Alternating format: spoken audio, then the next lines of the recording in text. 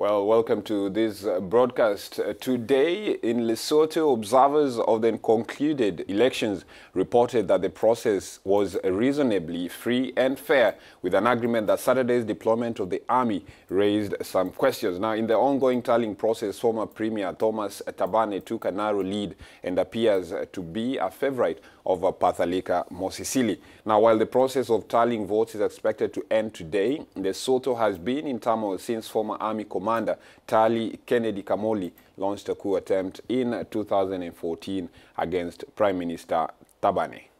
That's right, Robert. This small landlocked country in the South African territory is currently facing many challenges, political and structural challenges that elections alone cannot answer. In the words of Joaquim Chissano, former president of Mozambique and head of the delegation of the African Union sent to Lesotho, the Union observers believe that substantive reforms are needed to ensure more stability in this country, which voted for the third time in 5 years. They cite, among other things, a lack of clarity in the role of the army, which has created a profound defiance within the population.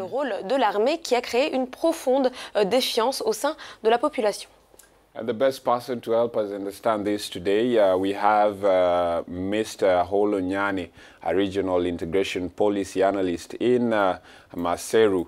Now, Mr. Nyani, good morning. Results are still trickling in Lesotho from various polling stations, and we gather the former Prime Minister Thabane's ABC party is in the lead. Are we looking at another coalition government in Lesotho?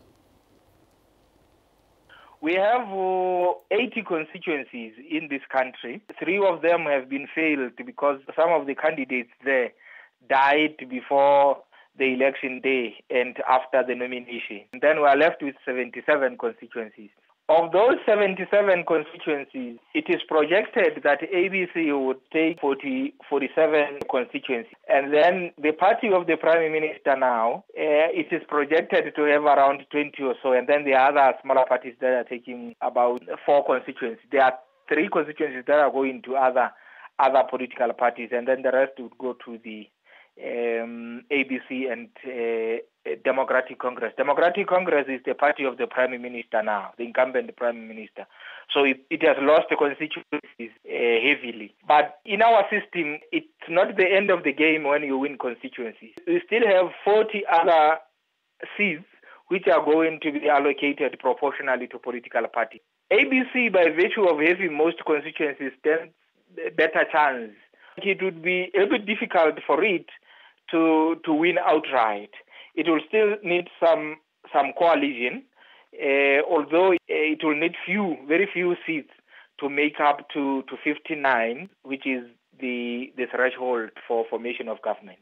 Now, Dr. Nyani, analysts, political analysts, including yourself, raised concerns about the army before the elections. Tell us more about this.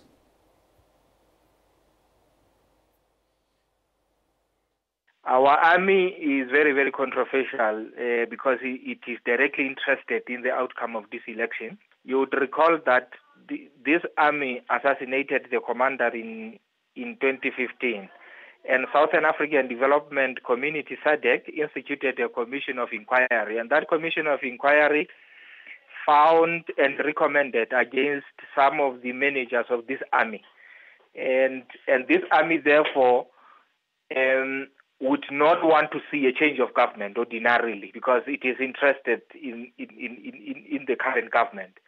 It has a relationship that is protective from the current government.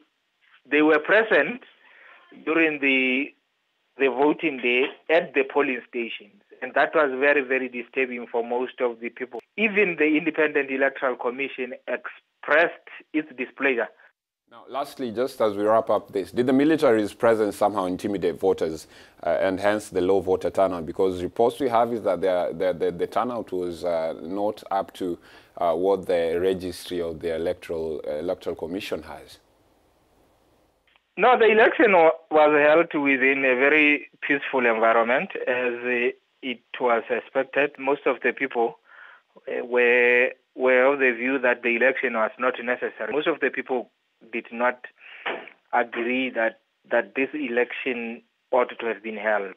Their view was that the current Prime Minister, after being outvoted in Parliament, he ought to have handed power to someone else. But the Prime Minister opted to advise King to dissolve Parliament.